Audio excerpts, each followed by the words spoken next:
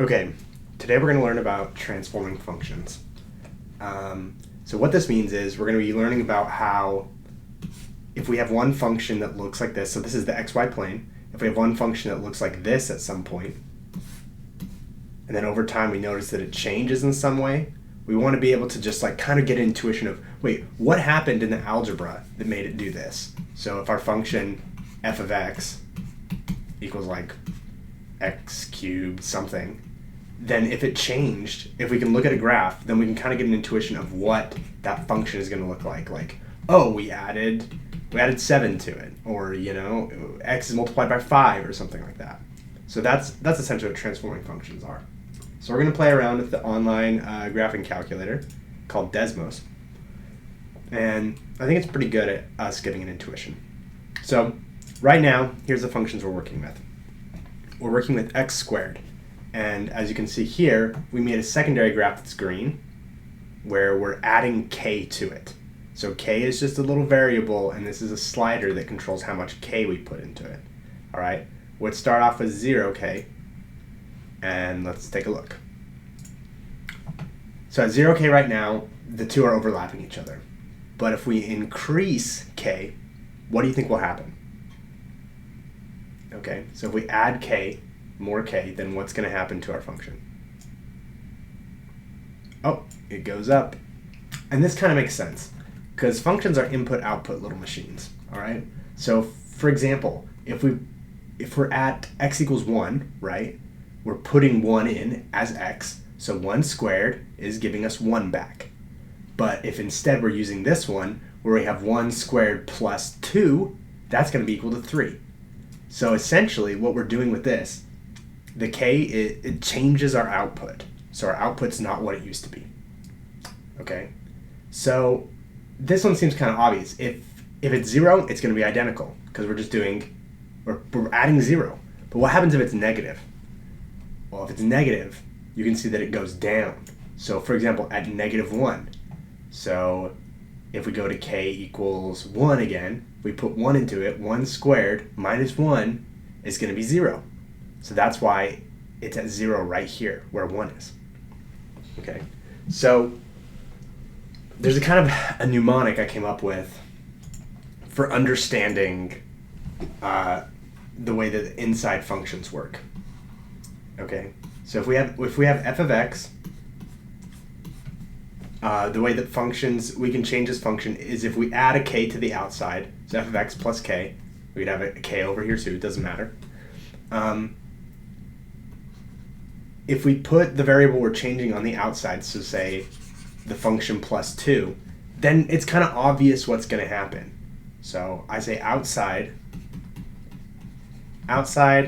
is obvious. I hope that's how you spell it. Okay. But what would happen if instead we changed the inside of the function? So instead we multiplied, or we added 2 to x on the inside. What do you think is going to happen? Well, let's take a look.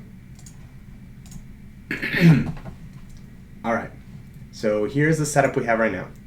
We're having x squared and then f of x plus k.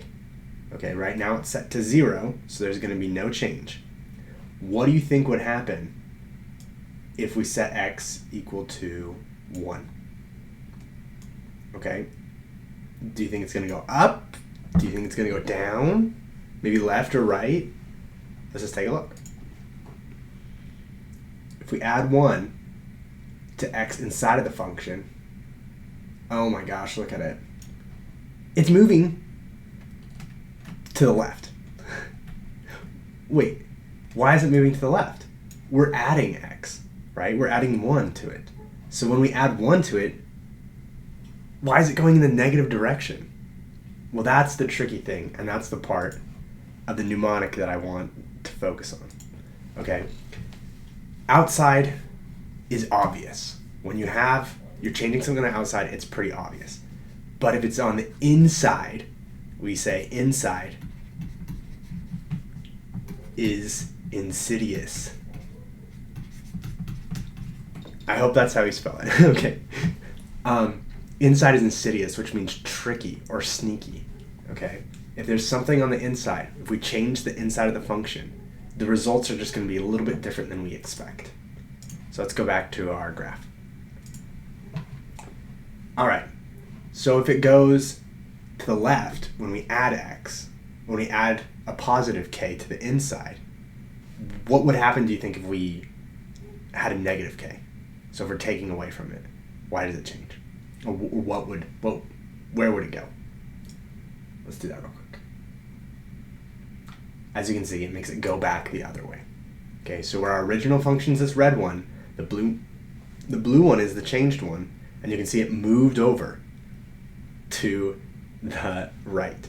Okay, so when we have negative numbers, it moves to the right. When we have positive numbers, it moves to the left. So the confusing thing, I think, is, okay, when we add to the inside, why doesn't it just move the positive direction? Or when we subtract from the inside, why doesn't it move in the negative direction? Why does it go the opposite direction? Well, a way I like to think about it is, the graph, the way we graph things, is just basically to show relation of inputs to outputs, okay? That's what this f of x means. We're putting some number in here and we're getting a result as an output.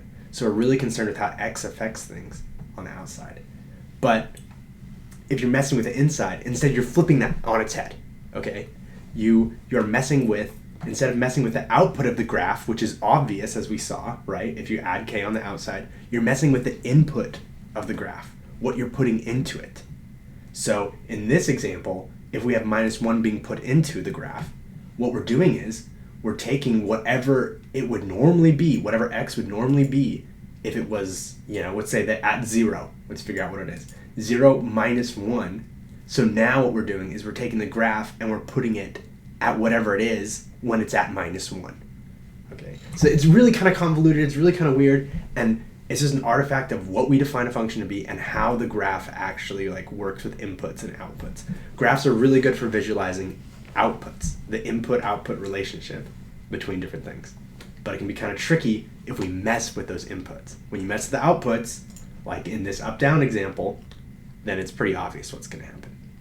All right, in part 2, we're going to cover what's going to happen if you multiply a graph or divide a graph and how that's going to change. All right, thanks.